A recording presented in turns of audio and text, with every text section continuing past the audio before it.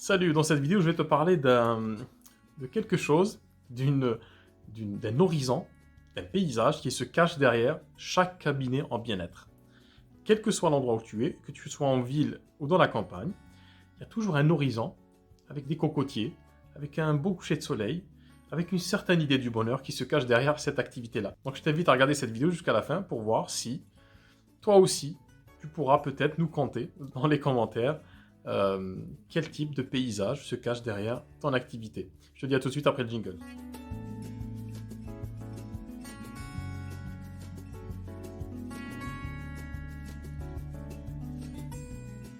Alors c'est quoi ce paysage-là? Tu sais que quand tu développes ton activité de praticien ou de praticienne en bien-être, que tu sois praticien en hypnose, que tu sois sophrologue, que tu sois kinésiologue, que tu sois naturopathe, que tu fasses tous ces métiers-là, que tu fasses de la systémique, que tu fasses de la constellation familiale, le but ultime, c'est d'aider les gens. Ça, c'est le but avoué. Alors, avoué ne veut pas dire faux, mais c'est juste un but avoué, un but qu'on dit, un objectif noble qui se cache derrière notre activité.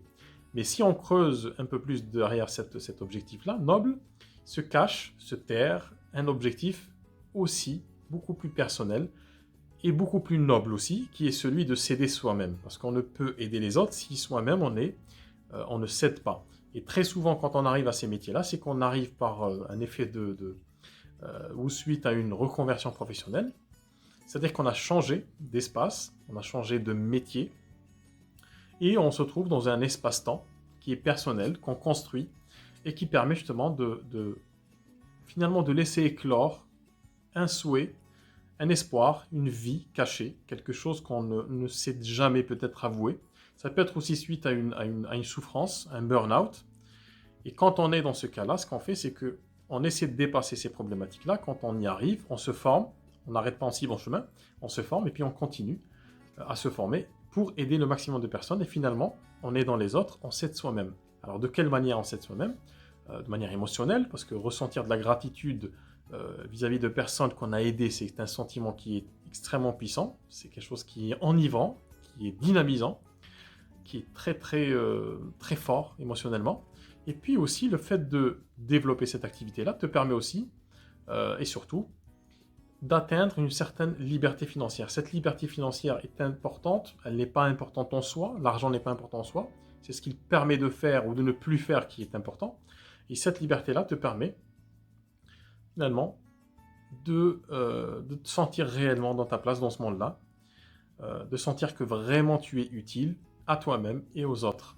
Et derrière cette activité-là, ces activités-là, généralement, moi je considère qu'il y a un paysage, il y a quelque chose, il y a une idée, une certaine conception, une certaine perception plutôt, une certaine vision de sa vie dans ce qu'on appelle le bonheur.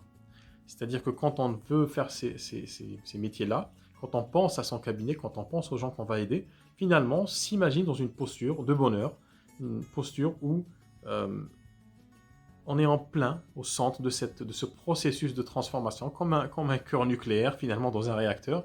On est le cœur, nous et les gens qu'on aide, qu'on accompagne, on est dans ce réacteur-là, on recrée les choses, on recrée ce qui ne fonctionne pas, on réagence les choses, pour permettre aux personnes justement de décoller dans la vie, de s'envoler et de prendre leur liberté, comme nous-mêmes d'ailleurs on l'a fait, aussi bien nous que eux. Et cette sensation qu'on a, cette vision qu'on a de notre métier, ou de ce qui va advenir de notre métier quand on l'aura développé, notre cabinet, c'est ce que j'appelle ce paysage-là.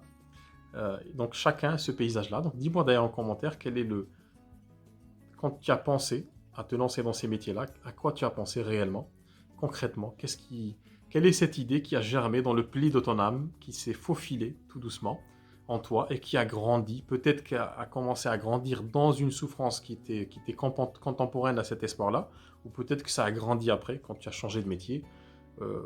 Donc dis-moi en commentaire quel est ce paysage-là, quelle est cette vision d'un certain bonheur.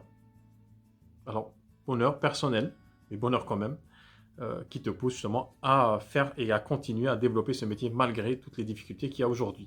Donc dis-moi tout ça en commentaire. Et puis si tu regardes sur YouTube, je t'invite à t'abonner à la chaîne, de cliquer sur le petit pouce bleu Et quand tu vas t'abonner, tu vas avoir une petite cloche. Donc il faudra appuyer dessus, comme ça tu reçois toutes les nouvelles vidéos, toutes les nouvelles notifications. Avant de terminer, je n'oublie pas que je t'ai préparé, si tu ne l'as pas déjà fait, si tu n'as pas déjà accédé à une formation gratuite que je t'offre, qui dure un peu plus d'1 heure, sur 7 modules, qui va t'aider justement à clarifier le développement de ton activité, et puis au-delà de cette activité-là, peut-être à mieux clarifier, à mieux voir ce paysage, ces cocotiers ou ce chalet au fond de la montagne. Donc, à toi de me dire quelle est ta vision de ton bonheur. Et je te dis à tout de suite dans les commentaires.